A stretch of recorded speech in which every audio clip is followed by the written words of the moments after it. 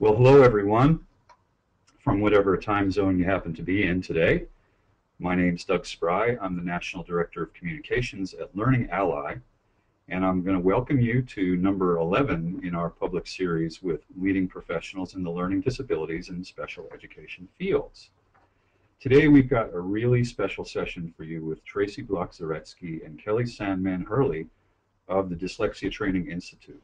And folks, as I've said before when we did a session with Kelly and Tracy, you're going to want to get your notebooks and pencils out for this one, because it's just packed with content and insights about shaping your IEP, your child's IEP, and other vital stuff that parents need to know when they have a child with dyslexia.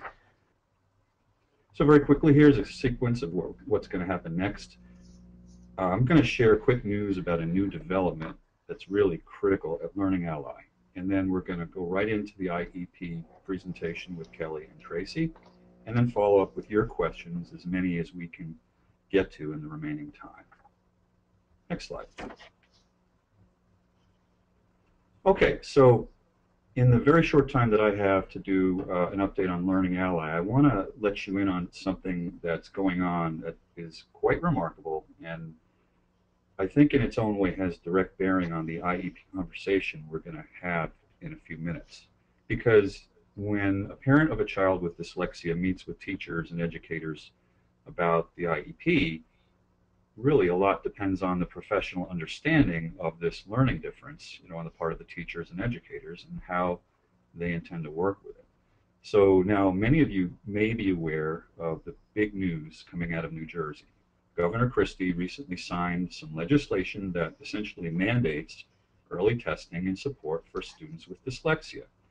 And as a result, Learning Ally is diving into leading up a new professional development initiative to help all New Jersey teachers get up to speed about dyslexia.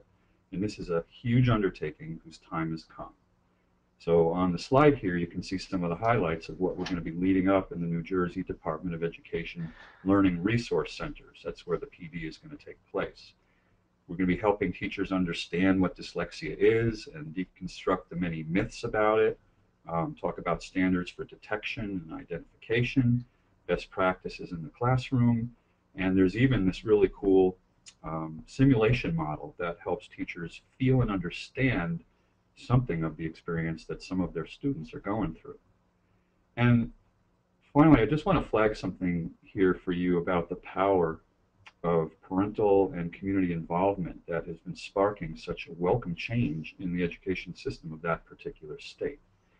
There have been a couple of spark plugs in this process. One has been the Parents in Decoding Dyslexia in New Jersey.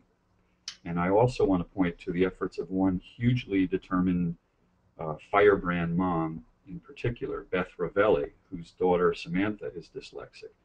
And these two spark plug forces, if you will, have been lobbying and reaching out to legislators all the way up to the governor to make change happen.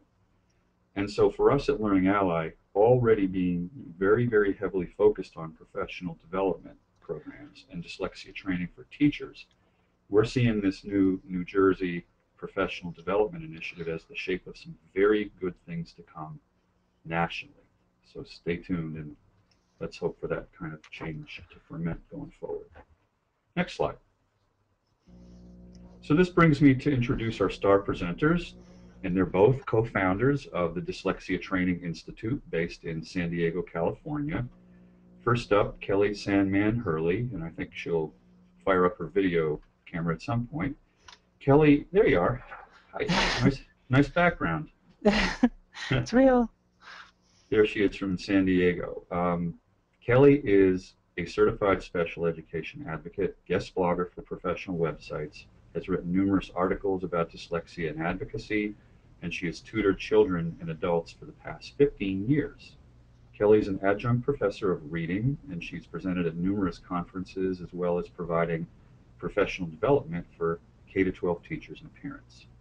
And we're also going to have in our session Kelly's partner, Tracy Bloch-Zaretsky, who has tutored children and adults with learning disabilities for the past 18 years.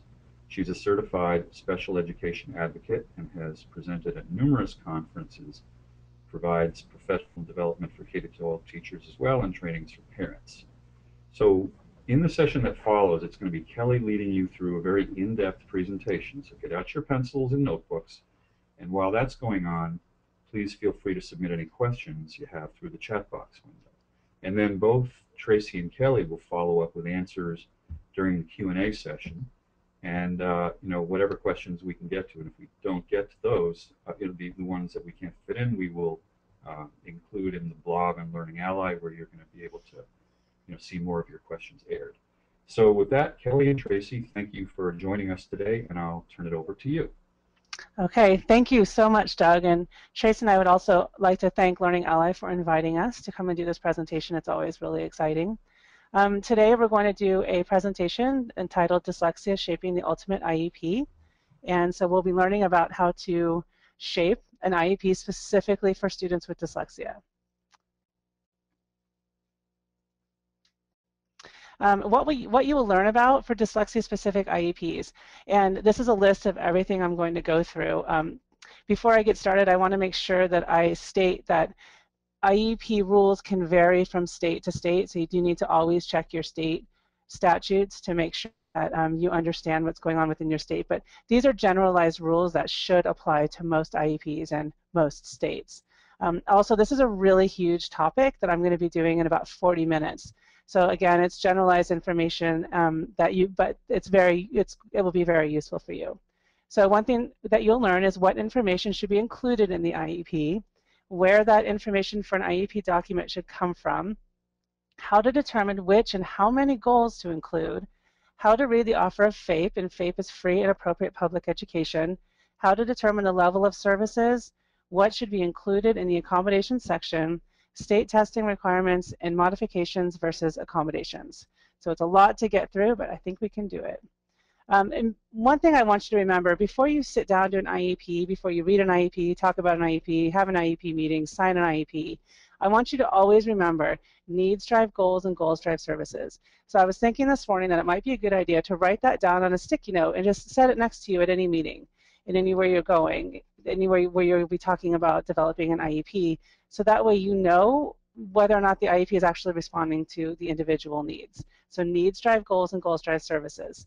And this PowerPoint presentation is going to go in that order. We're going to start with the needs, the goals, and then the services. The IEP follows a sequence, and again, IEP documents vary from state to state, district to district, but in general, it starts with the background, and then eligibility categories, present levels, goals, accommodations, services, notes, and a signature page. And this is why you want to start from beginning to end. So when you sit down to an IEP meeting, you don't want to just flip to the back for the services or flip to the middle for the goals. You really want to start from the beginning and go through it from page 1 to page 20 in a systematic way. First off, you're going to want to determine eligibility. So if this is a initial IEP, or a follow-up IEP or a triennial, any IEP meeting, I guess, you will want to determine the primary and secondary categories. Some students will have more than 3 categories in which they're eligible for special education, but for an IEP, you only list 2. You'll want to choose the eligibility category that is affecting academics the most. The most common coexisting categories are SLD, which is specific learning disability, and that's where dyslexia is listed. The second one is speech or language impairment, and third is other health impairment, which is where ADHD and ADD are categorized. So when you're determining what is the primary category and the secondary category, again, choose the one that is affecting their academics the most. There are unusual cases where the student's ADHD is actually affecting it more than the SLD, so you would put OHI first, but again, that's rare, but it does happen. If there's an official diagnosis of dyslexia, you can request to have the category written as SLD-dyslexia. And before I move on from this one, I want to remind you that schools do not diagnose anything in most states. They only determine eligibility. So if you have an official diagnosis from an outside provider, whether it be an IEE, which is an independent educational evaluation, or a private evaluator, if you have that official diagnosis, you can request to have that listed into the IEP, whether it be in the eligibility category or in the notes section, or you can create a letter and submit that to the IEP team, and they can hook it onto the back of the IEP, and that way you know that it's in the student's educational record somewhere. Then you have present levels. And IDEA says about present levels that they are a statement of the child's present levels of academic achievement and functional performance, including how the child's disability affects the child's involvement and progress in the general education curriculum, i.e. the same curriculum as those for non-disabled children. What does that mean in real language? What does that mean? What does it look like in an IEP? Present levels should be objective, data-driven descriptions about the student's current academic functioning. There should be no subjective statements, and present levels should include data from all available sources. So that could be standardized testing, IEEs, which again is independent educational evaluation, classroom grades, parent observation, teacher observation, state testing. And I want to point out there that parent observation is there, because in this situation, present levels might include how long it's taking them to do homework, yet the IEP team doesn't have that information because the student doesn't do homework at school. So the parent can then keep a homework log, and therefore they have data. So they know how long it's taking them to do homework, and you can include that in present levels. And remember, parents and their advocates and anybody else who is representing the child, they are part of the IEP team, so they should and do have the right to participate in developing the IEP. So I want to give you an example. Here's a not so good present level.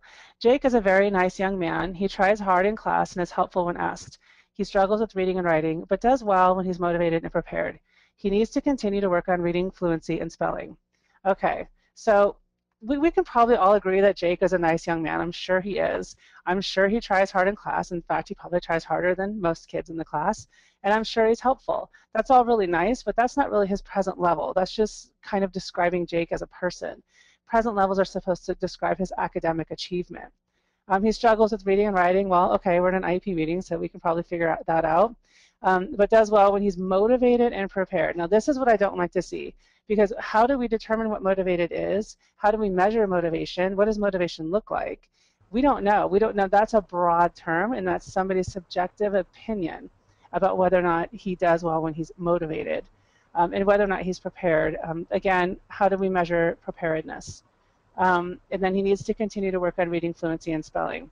Okay, well, what does that mean? How many words per minute is he reading? What is his spelling looking like? Is he able to spell one-syllable words, but he can't spell four-syllable words? We don't know any of this. So if I were to have an IEP meeting a year from now, I wouldn't know whether or not he made progress because I don't really have anything to compare it to. So a couple of things you want to ask yourself is this present level objective? Is it data-driven? And would you be able to determine progress with this as the baseline for the next year? Not with this one, but I revised it. Here's the exact same present levels, same student, but revamped.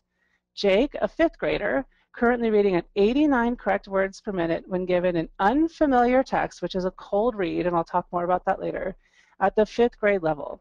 According to the Woodcock-Johnson, and I use the Woodcock-Johnson in this example because it's the most utilized test or assessment utilized by most schools for academic achievement in the areas of math, reading, and writing. And so I use that in this example. Jake is currently decoding multisyllabic words at the third grade level. His spelling is at the first grade level, again, according to the Woodcock-Johnson. Jake struggles to decode new multisyllabic words, especially words that include vowel teams and diphthongs, such as retreat and avoided. So now you can go back a year from now and you can compare. Maybe in a year from now he's reading 120 correct words per minute at a cold read at the fifth grade level. So now we know he's made progress because we have something to compare it to. There's nothing subjective here. There's nothing about Jake's personality or his motivation. This is simply his academic achievement at a moment in time, and that's all we want for present levels. And remember, needs drive goals and goals drive services. So present levels are the needs. So now that you know what the identified needs are, we're going to talk about the goals. And I'm going to spend a lot of time on the goals because the goals are the heart of the IEP, and they tend to sometimes just be glossed over and accepted without a lot of scrutiny. And they are, again, the heart of the IEP, and they need a lot of work. So goals need to be SMART, and many of you might know that Pete Wright actually came up with the term SMART goals, and many of you may know him from Wright's Law, and so I want to make sure I give him credit. In the next slide, I'll explain to you what SMART goals are. Goals need to respond to identified needs, so we just identified Jake's needs. You will find the needs in assessments, teacher-kept data, state testing, informal classroom testing, as well as observations by teachers and parents. And so when you have goals that are being written for annual IEPs where there wasn't standardized testing like there would be for an initial IEP or a triennial IEP, and a triennial IEP is an IEP every 3 years where they redo the testing.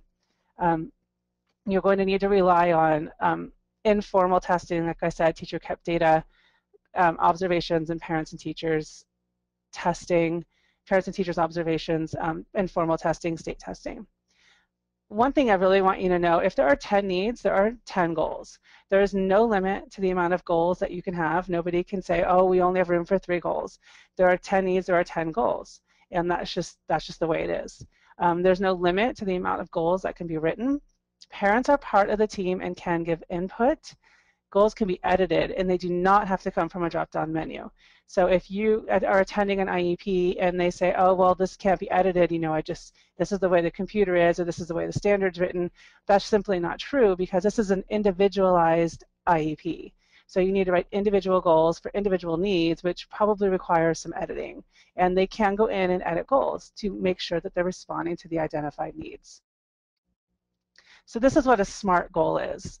SMART goals are specific, so it states specifically what academic or functional skills the goal will address based on students' needs.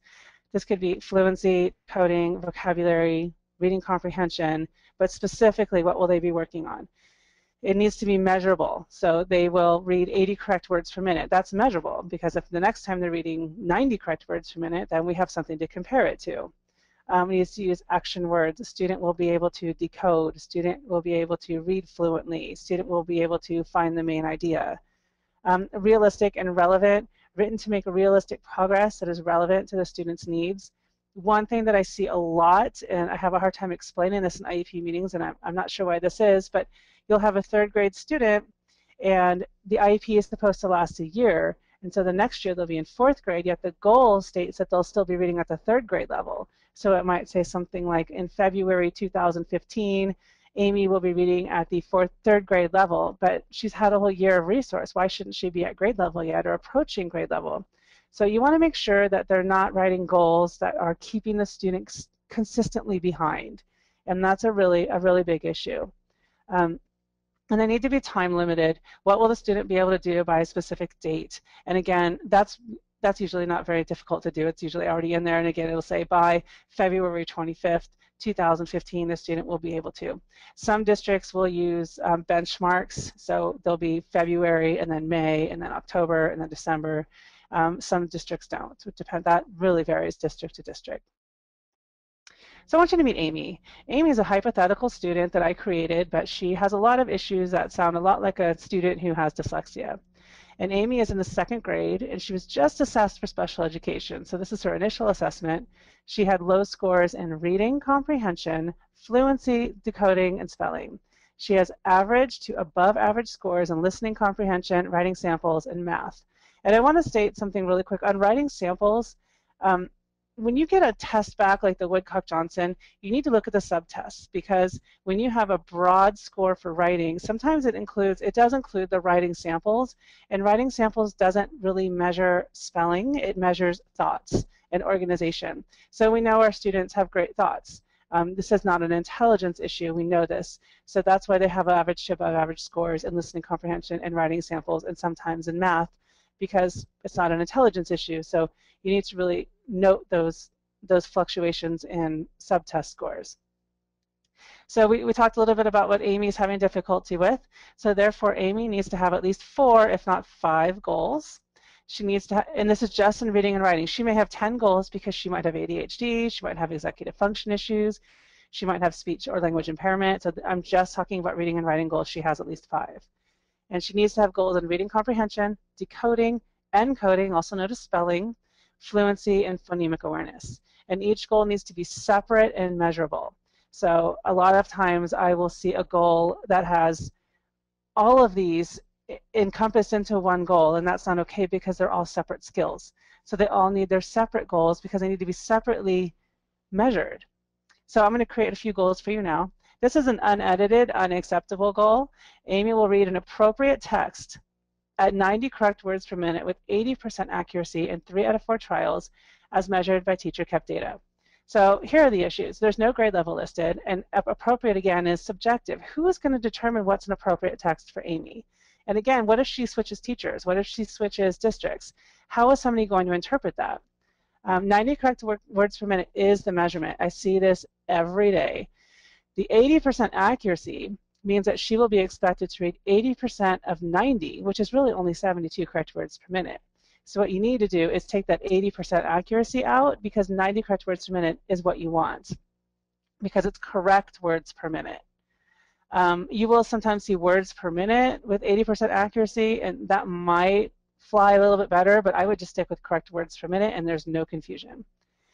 And also, is this a hot or a cold read? We only want measures for cold reads when assessing progress. So I spoke about this a little bit earlier. A hot read is when the student has had a chance to read the text once or twice or 3 times before they're being tested on their words per minute. And this is really common in repeated reading drills and fluency measures.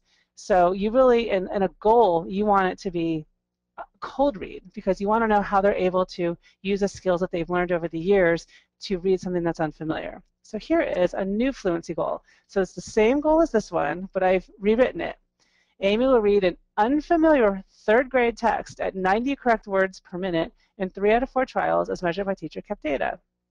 It's measurable. It has high expectations for progress because she's currently in 2nd grade. And she will be in 3rd grade next year, and it can be interpreted by anyone who reads it. So it's a nice, clear, easy goal. And I also included a link at the bottom here, a fluency chart from Reading Rockets. That's a really, really great chart, and I would highly encourage you to print it out, bring it with you to IEP meetings, so that when you are determining present levels and you are determining goals, you know exactly where your student should be. And you should always, for fluency, you should always shoot for the 50th percentile on that chart. All right. Here's another unedited reading comprehension goal. Amy will read a grade appropriate passage and be able to identify the main idea with 3 supporting details with 70% accuracy. Okay, again, no grade level, so again, subjective. What is an appropriate passage anyway? The type of passage is not listed. Is it fiction or nonfiction? Is it a hot or cold read? Was there pre-reading before this is measured? 70% is pretty low. If you only have to identify the main idea and 3 supporting details, that's only 4 things they have to do with 70% accuracy. So they should be up to 100. Honestly, with a goal like this, 90 to 100%. And does Amy have the choice to listen to the text, or is this reading? So here's the new comprehension goal. Amy will read a 3rd grade nonfiction passage with audiobook support and be able to identify the main idea and 3 supporting details with 90% accuracy in 3 out of 4 trials as documented by teacher kept data. So it's measurable, it has high expectations for progress, and it can be interpreted by anybody who reads it. So now we know that it's nonfiction, it's 3rd grade, so anybody can read this. A new teacher knows exactly, or a new district knows exactly what Amy needs to do. She can also use audiobook support, because we're measuring comprehension, we're not really measuring reading at this point. So we're measuring what is she able to get from the passage. And I will point out here that when I put with audiobook support, I would say that I would leave it up to Amy to determine if she wants to read it or if she wants to listen to it. Let her have that choice. So here's an unedited decoding goal. And I like this one. This one I see a lot. There's not a lot of effort put into this goal, but Amy will be able to decode a list of 10 words with medial vowel sounds with 80% accuracy. And this is a real goal that I pulled off of a real IEP. First of all, we have a whole year of resource, and she's only going to read 10 words, and a medial vowel sound could be the word cat with a short A, or it could be the word team with T-E-T-A in the middle. What is it? We don't even know what they're measuring. And 80% accuracy means she's really only going to be reading 8 of 10 words correct in a whole year, and we don't know what grade level. So there's no grade level. 1 syllable type only for the entire year. We don't know if these are multisyllabic words, if they're 1 syllable words, and it's only 10 words. So, I mean, it would be really easy for a school to say, oh, check, she accomplished this goal, but she really didn't accomplish much, and that's unfortunate. And, I want to tell you that the goals are really important, because once you sign off on a goal and say, okay, that's okay, we're okay with that, that's all the school has to do. So you want to make sure that they're really good, and like I said, they do set those high expectations. So here's a new decoding goal. Amy will be able to decode a list of 50 3rd grade words, 10 consonant vowel consonant or closed, 10 consonant vowel or open, 20 vowel consonant E or the silent E, and 10 vowel teams with 80% accuracy. So now she has to read 50 third grade words. And so those will probably be multisyllabic words because they're third grade words. And now we're going to make sure that they have a variation on them. And I put 20 vowel consonant E words because she was having the most trouble with vowel consonant E words. So I wanted to make sure that she knew those with 80% accuracy. So this is to limit what could happen if you just said she'll be able to decode a list of 50 third grade words with 80% accuracy, and then 45 of them are closed syllable, one syllable words. So this is really making sure that we know that she is actually learning the skills that she needs to be learning to move forward. It's measurable, it has high expectations, and it can be interpreted by anybody who reads it. And then there's spelling, and I left this one blank, and I'm wondering, where is this goal? Did I forget to put something on the slide? Did I fall asleep last night and not finish the PowerPoint? No, I left the slide blank because it's very common for IEP teams, I should say, not IEPs, but IEP teams, to completely forget about the spelling or encoding goal. And the spelling or encoding goal is simply the decoding goal in reverse. So it's not easy to put in there, but it's never there. But you'll see it all over the IEP. You'll see it all over the present levels. You'll see it all over the assessments. But for some reason, it doesn't make it onto the IEP. Excuse me. So you need to make sure it's there because spelling needs to be there. And I often hear, hang on one second. I often hear that, well, you know, they're in 4th grade and so they don't give spelling tests anymore. Well, they still need to learn how to spell, or at least be given the opportunity to learn how to spell. And then recently I heard that, well, they're just going to use Word. Just teach them how to use Word and they'll be fine. Well, that's not fair to the child. Yes, spelling is always difficult for people with dyslexia, and yes, at some point they need to embrace technology, but they also have the right to be taught how to spell to the best of their ability. So they need a spelling goal. So here's the spelling goal. Amy will be able to spell or encode a list of 50 third grade words, 10 closed, 10 open, 10 vowel consonant E, and 10 vowel team with 80% accuracy. It's measurable, it has high expectations for progress, and it can be interpreted by anyone who reads it. I'm sorry, hang on one second.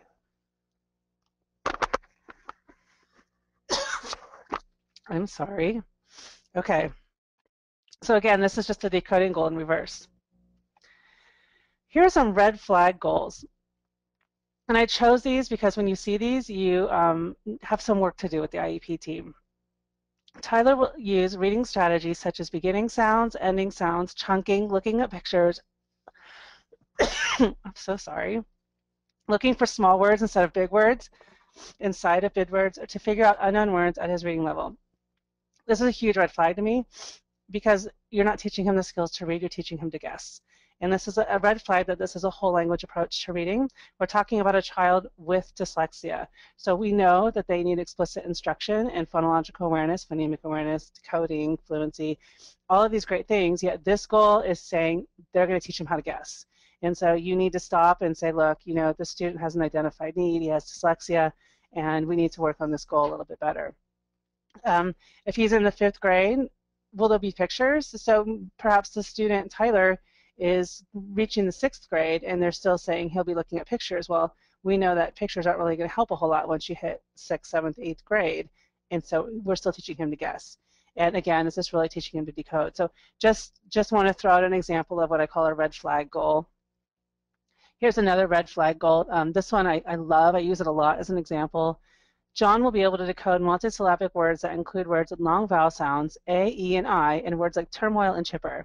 I'm just going to give you 1 second. Well, I already gave you the answers, but here's the issue. Turmoil and chipper don't include long syllables. There are no long syllables in turmoil and chipper.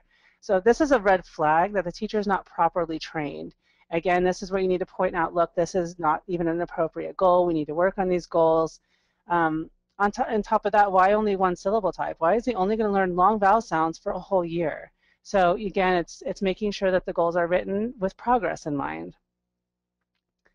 So I want you to be on the lookout for these other goal-related issues. Lumping all reading goals into one goal, which I talked about a little bit before. Not including spelling.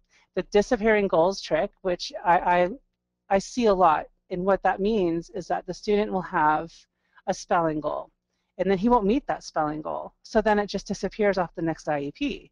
So instead of thinking, okay, well, we need to change maybe rewrite the goal a little bit and change the services, we'll just drop it off the IEP and forget about it.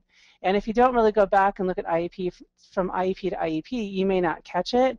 But just because somebody is not meeting a goal doesn't mean you should just chuck the goal. It means that you need to fix the services.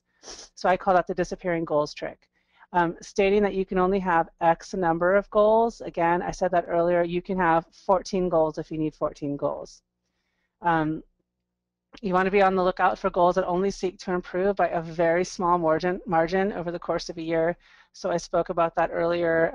Maybe they're only going to read 10 words. Maybe they're not even going to improve one grade level.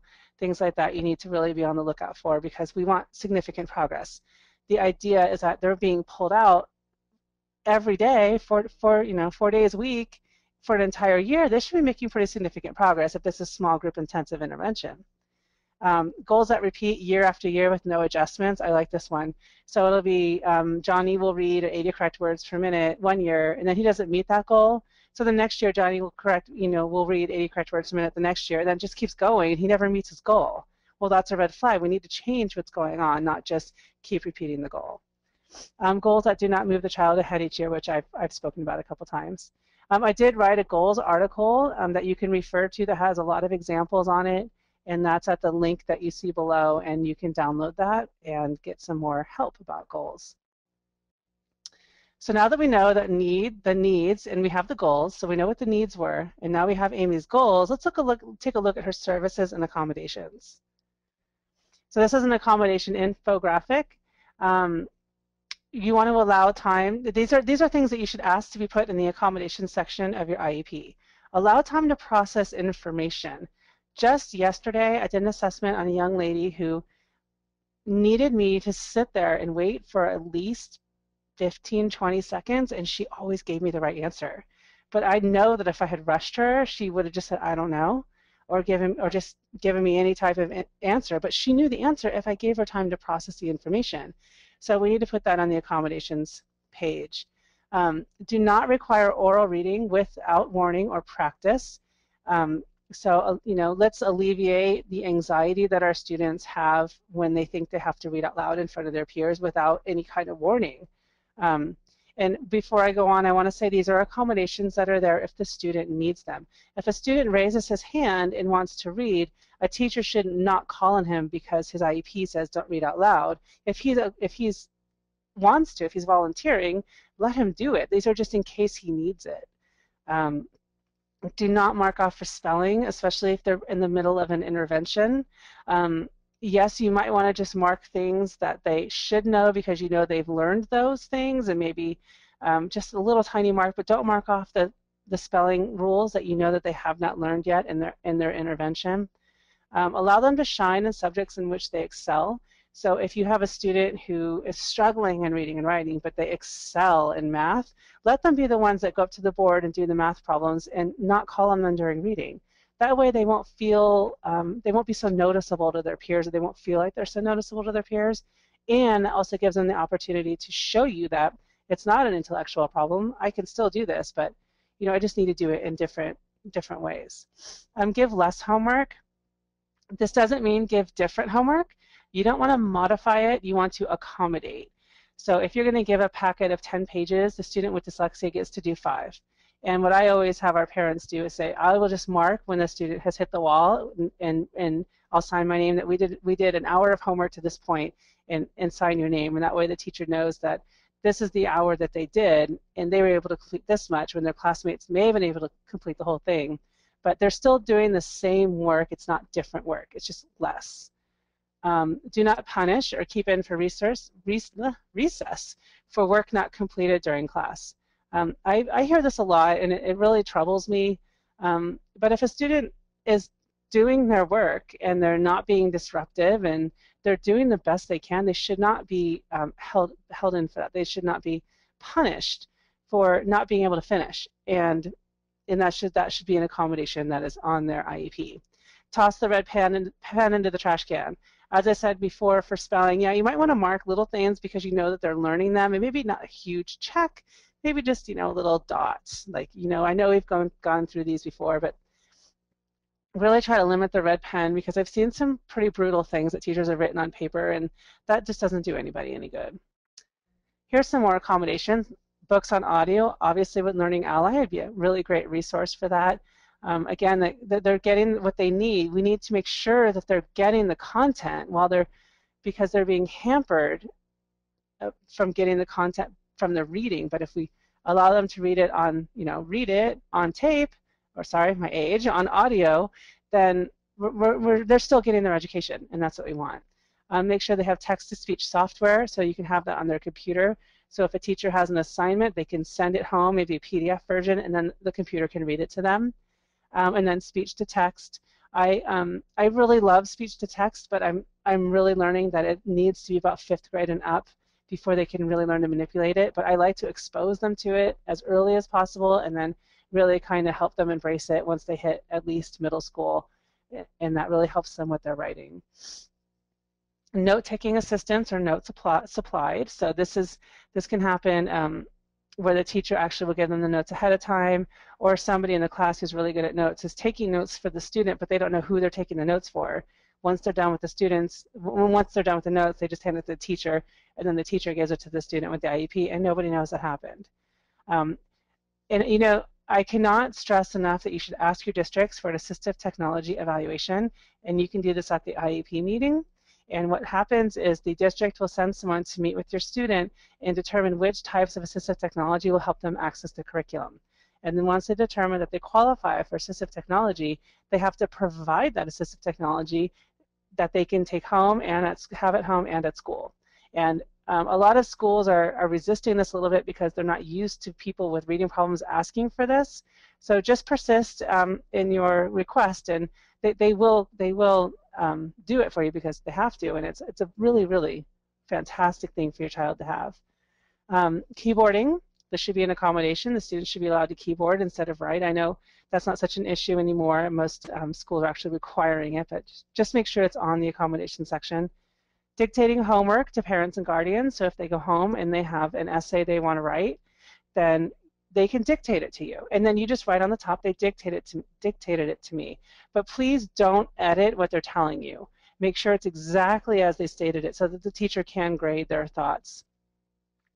And dictating the answers to the teachers, which is the same thing. So these should all be listed on the accommodation section. I have had people tell me that their school said they can only list 5 accommodations because they only have 5 lines. Well, lines never stopped me, so you just need to print it out and attach it to the IEP or create more lines or add it in the margins or something, because they need all of these accommodations to really get the education they deserve. And then you have your offer of FAPE. So this is the offer of services. Never allow an IEP team to go over the services or offer of FAPE before you have gone through the IEP from the beginning, which I stated. The services offered should respond to the needs and goals, which I stated over and over. In Amy's case, she has 4 goals and possibly more if she has coexisting conditions. So if the offer is push-in, you need to determine if that's really responding to her needs and if it's enough to accomplish her goals. And it's not, because Amy has a lot of goals, so she clearly needs pull-out. So in this case, the services don't respond to the goals. So you've got 5 goals. Is push-in really responding to those 5 goals? So that's the needs drive goals and the goals drive services. Her services have to be calculated to achieve some educational benefit.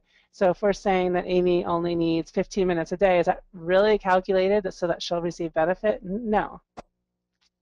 So Amy's goals require pull-out in a small group for at least 45 minutes per day. The intervention must be research-based.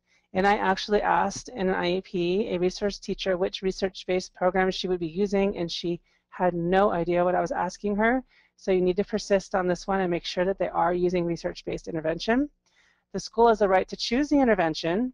I know that's very frustrating to the dyslexia community, as it is to me, but they do have the right to choose the intervention. However, it has to be research-based.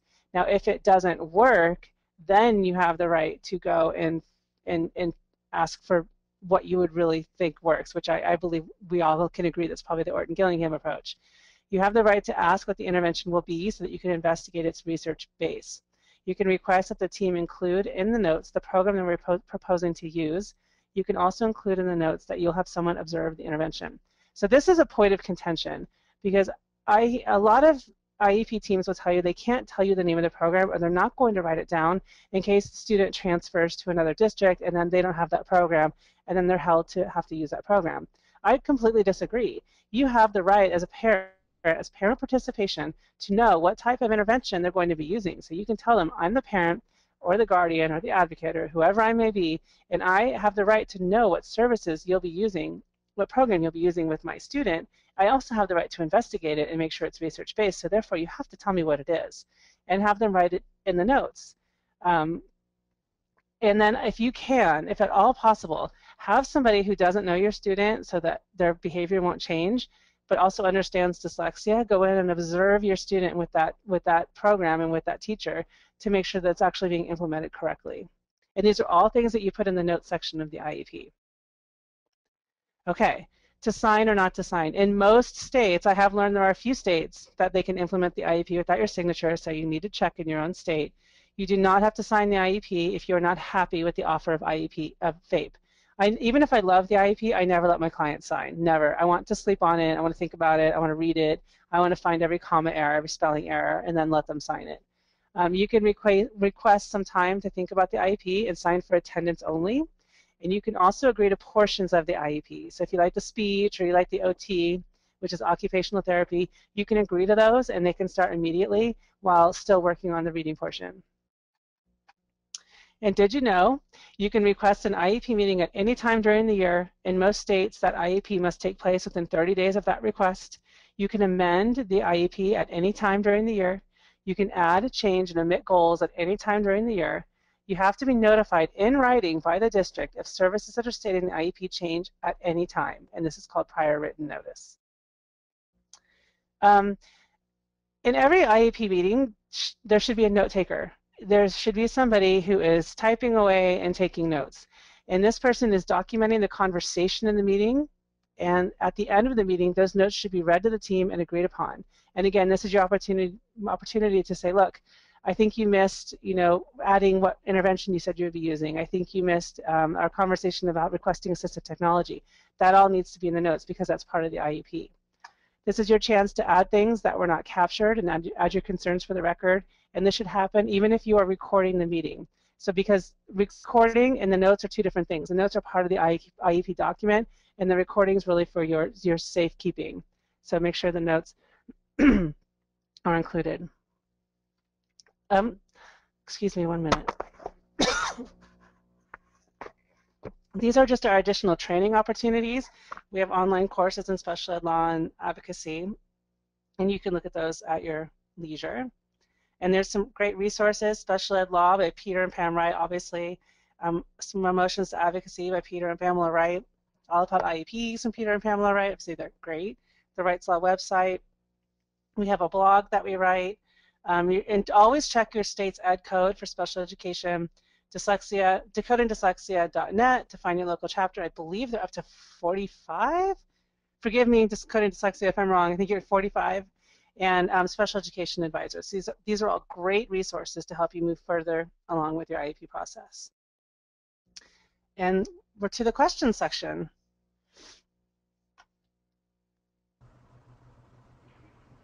Oh, Kelly, that was great. Can you hear me? Oh, good. Yes, I can. I just unmuted myself. So first of all, thank you. I guess it needs to be acknowledged that this is a real vocal marathon for you. And thank you, and for cutting your way through that. That's a lot of information and a lot of sharing of your voice and thoughts. And there's Tracy. Hi. So we're taking over the desktop from you guys, and meanwhile, while Kelly's been presenting, we've gotten dozens of questions. Too many to cover in the remaining 15 minutes, and we may go a little bit past the 2 o'clock hour, folks, if we have to, a few minutes. But we're going to try to accommodate a number of questions, and then be sure to include many more in the online blog presentation here, the recording. So let me jump into some questions that have come in from parents while you were talking. And the first one is, what suggestions do you have to include efforts to improve student motivation in an IEP?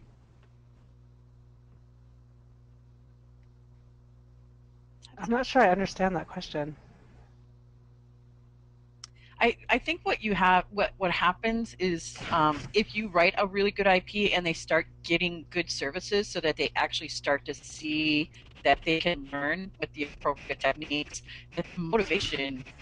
I don't know that they've had a motivation problem. They've had an instruction problem, but you'll start to see the child be more positive about their learning experience because they're actually starting to see progress. And instead of just being told to try harder and apply yourself more, they're actually getting appropriate instruction, and people are seeing they've always been trying and that they just needed the appropriate instruction.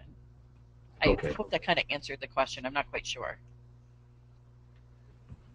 Earlier, Kelly, you were talking about teacher kept data. So the questioner writes, should teachers themselves be providing us with this teacher kept data? I was told that my son passed 3 out of 4 tests, but was not given specific scores. Oh no, they have to give you the data. If you request, they have to show you the evidence, and they should be keeping track of all of that. So I always say, well, show me. You have to show me that you have to give me the evidence. Absolutely. And you can request the educational record and the teacher logs from the school district. Another They have questioner to be writes, able to show that they're meeting the goal by like Kelly said, they have to have the data. It can't be subjective. okay. Another questioner writes, I have a dyslexic 10-year-old. My older daughter, is a teacher, and she and I are interested in any training we can get regarding teaching children with dyslexia. How do we go about that? And I know I'm going to turn that question over to you, but I would also ask that questioner to write to us because at Learning Ally we're very heavily involved in professional development for teachers, both online and on site all around the country. So we may have some options for you as well. But go ahead and answer that question too, you two. You can go. Go ahead, Tracy. Okay. Well, we of course we would tell you about our trainings. We have 4 individual courses that are month-long courses or 4-week courses that we have ongoing, and they range from learning about what dyslexia is to an overview of Orton Gillingham, reading comprehension, and also special ed law. And then we also have 2 certificate programs, and one is to learn how to implement the Orton Gillingham approach. That's how so that you learn how to actually tutor or teach somebody with dyslexia how to effectively become a reader and writer, and the other one is for advocacy. And it's all online, so it's accessible from anywhere.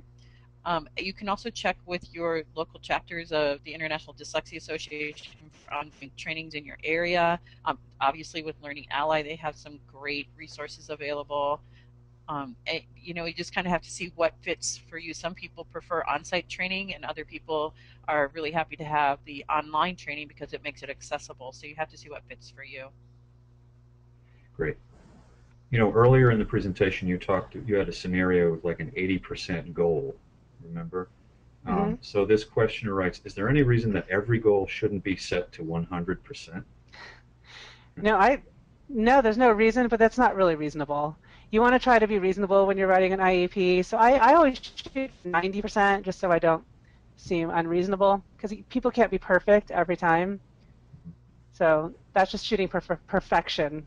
So I shoot for a low A, 90%. And we give a little more flexibility with spelling in that percentage as well, just because spelling's a little bit more difficult, but with reading it should be 90% plus. Okay. Um, what is a parent's recourse if the school agrees to provide intervention, but by someone who has never worked with Orton Gillingham? It depends on what program they're going to be using. It depends if what program they're going to be using, but they have to be trained in the program that they're using. Okay. And it has to be evidence-based research program. Yes. Because we can't dictate programs or methodologies that the school use as a parent or advocate, but they do have to show they're using programs that are based in scientific evidence-based programs, and they do have to tell you what they're going to be using. Because when we ask that question, often they'll say, we're going to do a little bit of this, a little bit of that, a little bit of this, and we call it the mishmash approach, and you can't really do that doesn't really work. So you find out what they're going to be doing. You have the right to know what it is and the right to know that there's evidence-based research that supports it works for kids with dyslexia. And the other thing is to try to have somebody go do an observation to see what's actually going on during that time. That's a great point. Kelly, I recently did an observation, and the the resource specialist was using Wilson, and she did a beautiful job with it. It was she did a great job.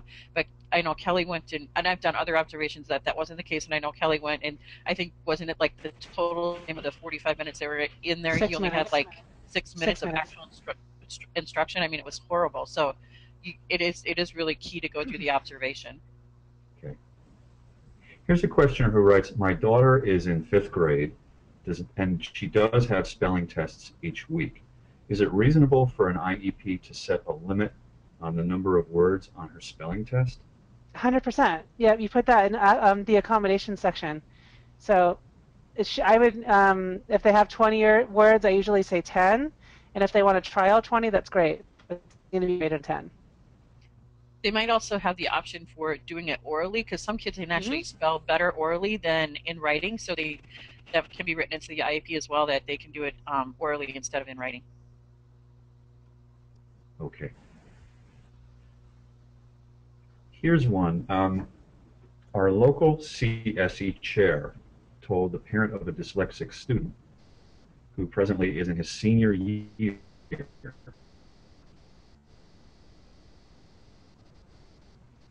that the district no longer wants to reach high school. So the chair's claim is that the research shows no meaningful improvement in reading at that age as a function of teaching. Is this true or legal? Now I know. Let me, before you answer this, I mean, I know that we're not setting up this Q&A for you to answer specific questions about state legalities, that level of specificity. But I know you can go a certain distance with that question. Yeah, I mean, if the student's showing a need, then they have the right to services, and that's just denying them FAPE, quite honestly. And we actually had a client. You want to talk about the client, Tracy, that we just the senior? Sure. I had he was in high school when I became an advocate, and he was reading about the 4th, 5th grade level and didn't have appropriate accommodations. He did have an IEP, but they would not meeting his needs at all. And because he still wasn't reading appropriately, and this I got the same line from the school. Well, at the high school level, we don't actually teach them. Then they'll have to pay for it outside. So we got comp ed for him, and he received services outside. And we also did a case study with a training that we were in, that a high school student was able to go back and get 2 years of comp ed because they failed to provide him an education to learn to read and write, and he had graduated. And those are 2 different states, so it's not just California specific. Mm-hmm. Can either of you discuss the difference between an annual goal and benchmark objectives? Yeah, the benchmark is how they measure 3 months. So those are quarterly, and then so if you have an IEP in January, then you'll have a benchmark assessment, and I'm going to do this wrong off the top of my head, but in March, and then June, and then September, and then December. So the benchmarks are just the progress, basically, leading up to the goals, to the annual. Like where they should be at each one of those. And unfortunately, they're no longer required to do benchmarks. That's why Kelly said earlier that some schools still do them and others don't, because they're no longer required to write benchmarks. But they are required. I will say they are required to report progress at least as frequently as you get regular report cards. And progress just isn't making, a note saying making progress. It has to say what progress they've made.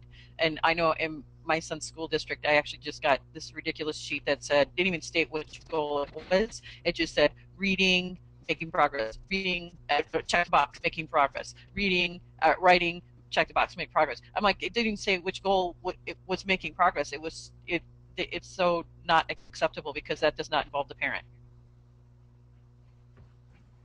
Okay. Here's a parent who writes, my son is currently using assistive technology, but only at school. Should I ask that he be allowed to bring this technology home with him? Yes, he should be allowed to bring it home. If the school supplied him the technology and determined that he needed it, then he's supposed to be able to bring it home. Because he needs it for homework. And they should be training the parent on how to use it as well, so they can be support at home. Yeah, I mean, we're talking about breeding as effective collaboration between parents and teachers as possible, and assistive tech would seem to be one of the bridges there. Absolutely. Yeah. My district says that it's illegal for observation to take place in the resource room or reading intervention room. Is that true in some states? Not that I know of. I would just ask them to show me the policy.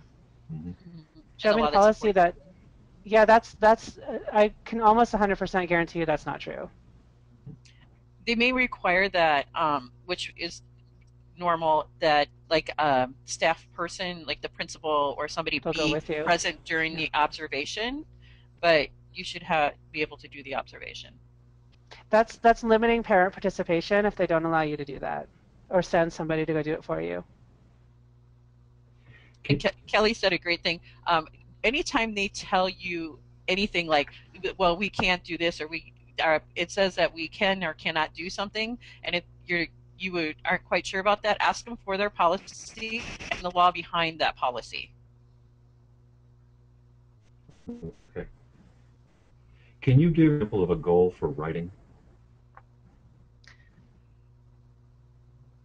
Okay, off the top of our head, quick. I know. And I've seen so many. Well, it depends upon the level of where they're at, Yeah. because some of them can be as simple as writing sentences, or it could be, up to the paragraph or up to full 5-paragraph essays. So it kind of depends upon the level of the student, but let's just take it like Johnny will be able to write a paragraph with a appropriate topic sentence and 3 to 4 supporting details with 80% accuracy by teacher kept data, something like that. All of a sudden, I'm like, I kind of lost what I was even saying. And so it helps to have them written out. And sometimes in those they'll sneak in a spelling with few spelling mistakes, and they'll be like, "Oh, that's where the spelling goal is," and that's where you need to take out the spelling goal, and make it separate from the writing goal. And I should point out, that there's a lot of room for follow-up after these discussions.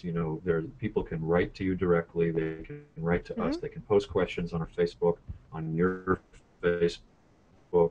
We can share conversation long after this session is over, and that's one of the goals of doing this.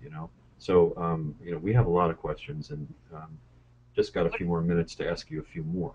Can I Okay. add just something Yeah. about that goal? Well, whatever goal it is, whether it's reading, writing, or spelling or anything, if you look back at your state ed code standards for grade level, a lot of them are adopting the Common Core standards.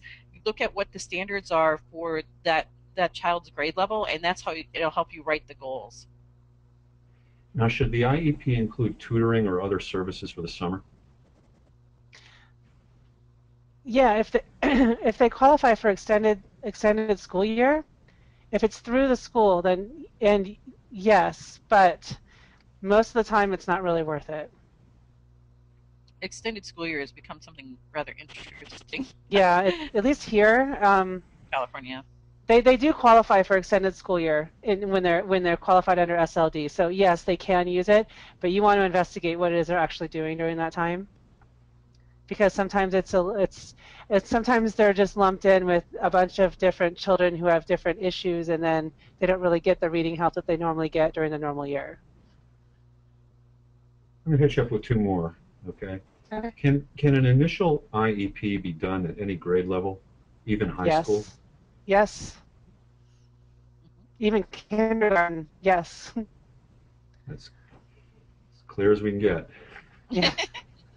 Why are the College Board and ACT so reticent to provide accommodations for students who have required documented accommodations for many years? And what can we do about that? I see you taking a deep breath. There goes Tracy. Oh. I don't know what we can do about it. I guess just awareness.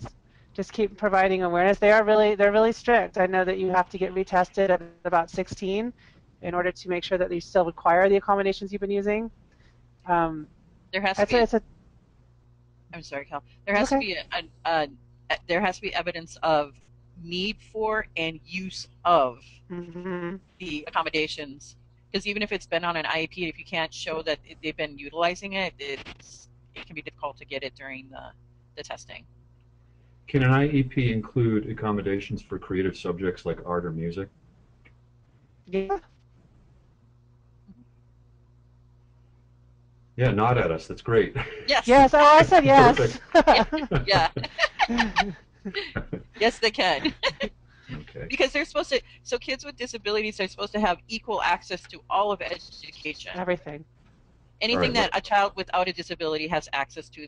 They're even gate classes. If they qualify for gate, even if they have a disability, they should be in those gate courses. Okay. Last question. My daughter memorizes words for her spelling test, but she's in the 9th percentile in spelling. How do I advocate for her? Well, you can, my guess is that if you ask her to spell those same words 2 weeks later, she can't do it. So I'm just going to make that guess, and that's how you explain it to the IEP team. You say, look, she puts in 5 times as much effort as her brother did at the same age, and she's getting a good grade on the spelling test, but then she can't do it 2 weeks later, which shows me that she really actually hasn't learned how to spell. She's learned how to memorize for a test. So she really needs to learn the mechanics of the language so that she can spell that word consistently.